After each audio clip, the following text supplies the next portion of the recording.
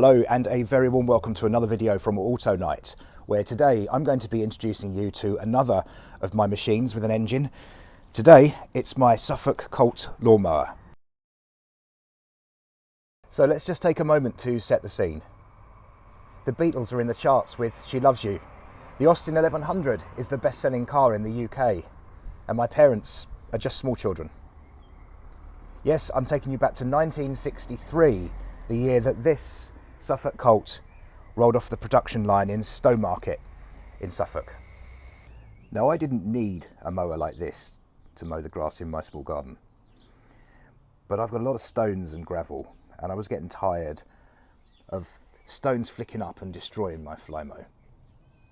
Now, these mowers bring back a lot of memories for me, because when I was a kid, everybody had them, and at the weekends you'd hear the sound of these being fired up, and you smell the freshly cut grass and the fumes from them, and it just brings back such good memories of childhood. So I bought this on eBay. It was cheap. It had been owned for its whole life by an elderly chap who had just got too elderly to use it, and he was really glad that it had gone to a good home. It's largely original. A couple of bits aren't. You can still see the original roller there, the wooden roller, and it's even got evidence of woodworm. The exhaust silencer isn't the standard one. It would have been a similar style, but this is not. I think that might be a Briggs and Stratton one, actually. It's fair to say that after all these years, the old one probably rotted away. And I do know that the throttle isn't the original. It would have been a metal one. This was used on later versions. But again, I guess if you're just robbing other ones for parts, that might be why it's come to have the wrong one, because these things haven't been made for years. I've done quite a bit to it. Done a couple of oil changes, changed a spark plug, as you can see. Now, this hasn't been run this year. There you go. Still quite good clean oil. I also stripped down the carburettor. I bought a gasket set. Well, it is one gasket, which is this one here, and rebuilt the carburettor and cleaned it all out and replaced the filter inside here. There's a filter element that's held in. So I generally just checked it over. There are some downsides. It doesn't cut the grass, it's blunt, and I've been messing about with this, and I've tried to adjust it through various methods, and I think ultimately it's going to need a new blade. This is just it's blunt, so quite hard to get hold of. I will be looking to get hold of one. If anyone knows where I can get one, it would be really handy. But overall, apart from the fact that it doesn't cut grass, which is its purpose, it's actually all right. The chain's all good in here. They've all been lubricated. The centrifugal clutch works okay. The starter is fine. It actually runs really well, which I'm going to demonstrate now. Bearing in mind, as I said, this hasn't been started yet this year. The last time this was run was at the end of last summer. So, as we can see, it's stone cold, hasn't been run. I think it's probably, there's some moisture in there, some fuel in there, but it's literally just at the bottom of the tank. It's empty. So let's get some fuel in it.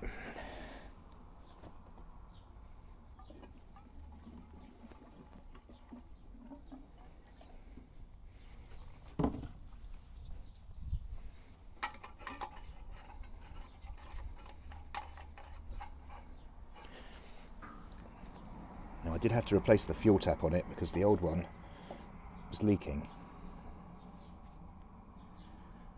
I think they do leak if they don't have any fuel in contact with the cork washer in there. So it's a shame in a way, because that doesn't really suit the rest of it. It's a bit new looking. There are a few points that we need to lubricate on these before we start them. We need to put a couple of drops of oil in here, and just in here. The cap's missing on this one, so I'm just going to put some oil in there. Just a couple of drops of 3-in-1.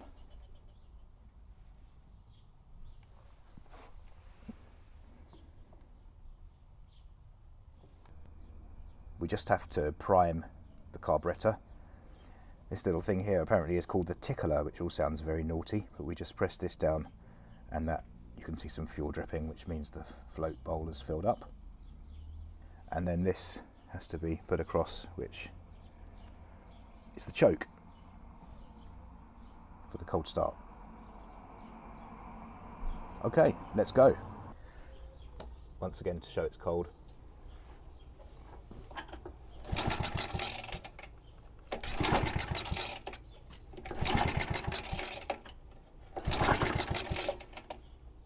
I just back the choke off a little bit there.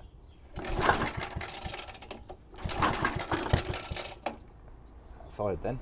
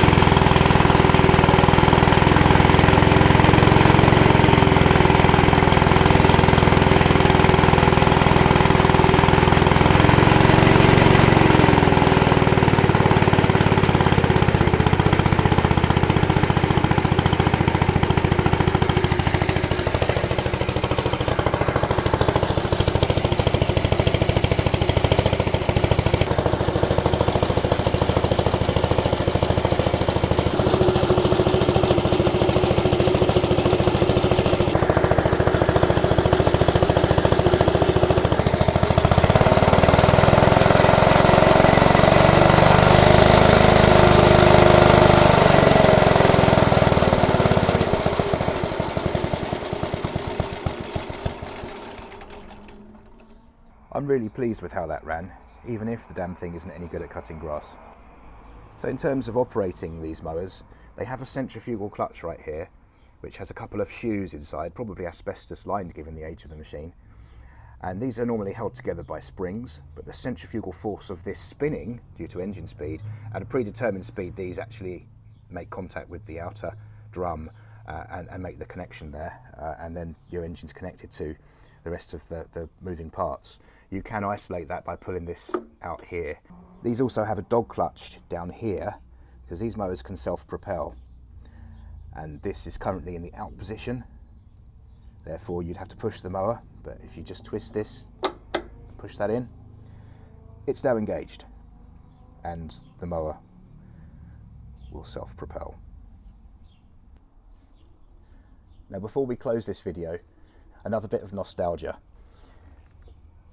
When my dad had finished cutting the lawn with his mower, which was very similar to this, he would always spray the blades with some WD-40. In our family, we look after our things. If we buy something, we treat it right, we look after it, and we make things last as long as possible. I'm very grateful to have inherited that trait. And looking back, the smell of the petrol, the hot engine, the WD-40 and the freshly cut grass is a really fond memory of much simpler times where I initially grew up in the West Country. This mower may not be particularly useful at cutting grass, but it's a really nice objet d'art, something nice, a piece of history to own. And I'm very pleased to have this, and I will get this working again.